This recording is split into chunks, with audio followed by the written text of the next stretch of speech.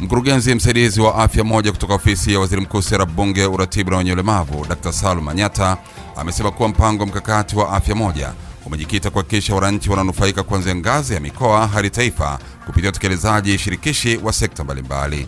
Dr. Manyata amesema hayo mkoani Morogoro wakati wa kikao kazi cha tathmini ya mpango mkakati wa kitaifa wa afya moja 2022-2027 kilichoratibiwa na ofisi ya Waziri Mkuu kupitia kitengo cha afya moja kwa kushirikiana na shirika la CHEP Tanzania kupitia mradi wa usalama wa afya duniani.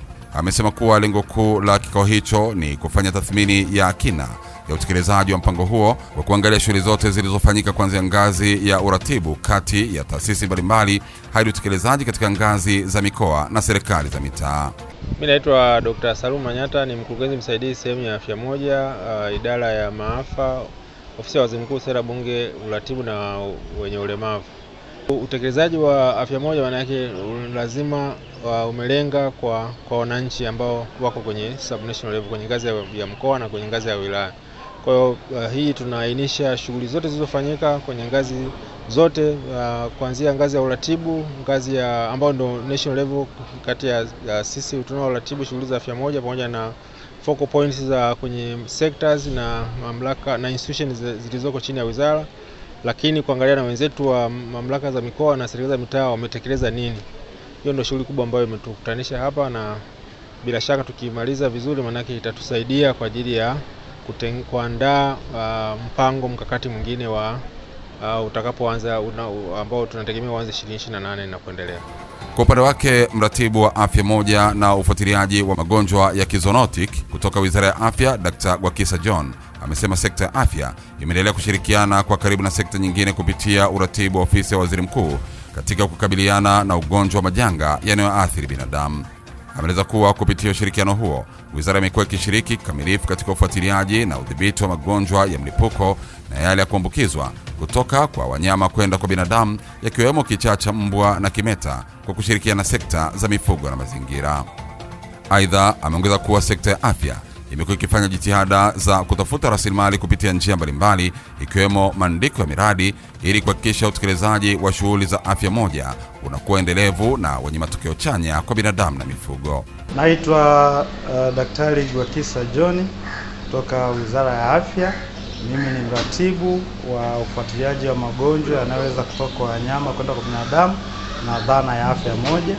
Sasa sisi katika sekta ya afya tumekuwa tukihakikisha kwamba tunashirikiana kupitia uratibu wa ofisi ya Waziri Mkuu katika ufuatiliaji wa magonjwa na majanga yenye athari kwa binadamu, na katika utekelezaji wetu tuna magonjwa mbalimbali na matukio mbalimbali ambayo sisi Wizara ya Afya tumekuwa tukishiriki katika ufuatiliaji na udhibiti, yakiwemo magonjwa ya milipuko yenye uhitaji wa sekta nyingine kama ugonjwa wa kichaa cha mbwa, magonjwa ya kimeta na mengine.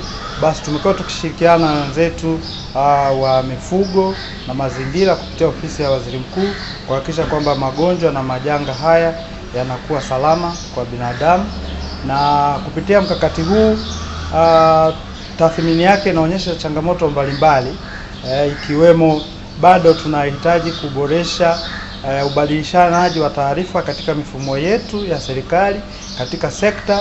Eneo hili kupitia uratibu wa ofisi ya Waziri Mkuu wameendelea kuturatibu kuhakikisha tunatengeneza mifumo ambayo itatusaidia katika kubadilishana taarifa, na hili ikiwa ni maelekezo ya Mheshimiwa Rais ya kuhakikisha mifumo yote ya serikali inaongea kwa pamoja, na Mheshimiwa Waziri ametuelekeza sisi wataalamu kuhakikisha tunafanyia kazi eneo hili.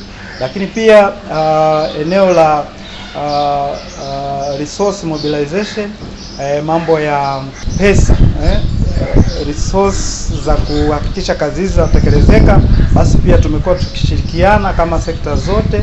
Sisi Wizara ya Afya tunafanya utafutaji wa rasilimali kwa kupitia njia mbalimbali, ikiwemo maandiko, kuhakikisha kwamba tunapata rasilimali za kutekeleza kazi za afya moja, kuhakikisha binadamu wanakuwa salama, lakini na wenzetu wa mifugo wanahakikisha kwamba mifugo inakuwa salama.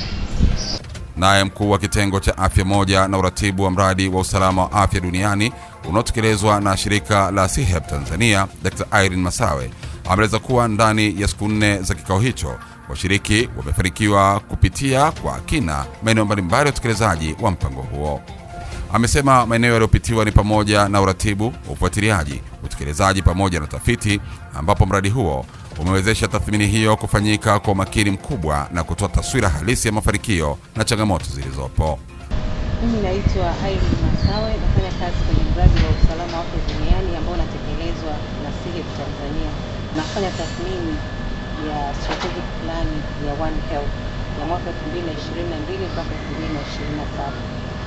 Mradi umeweza kusapoti siku hizi 4 kuweza kupitia maeneo tofauti tofauti kwa pillars tofauti tofauti za utekelezaji wa afya moja kupitia mpango mkakati uliowekwa, na mpaka sasa tumefanikiwa kuangalia maeneo ya coordination, tumefanikiwa kuangalia wenzetu wa surveillance, maeneo ambayo wameshafanya utekelezaji, lakini pia maeneo ya response preparedness pamoja na maeneo mengine ya research, na mradi unawezesha swala hili kufanyika kwa umakini kabisa.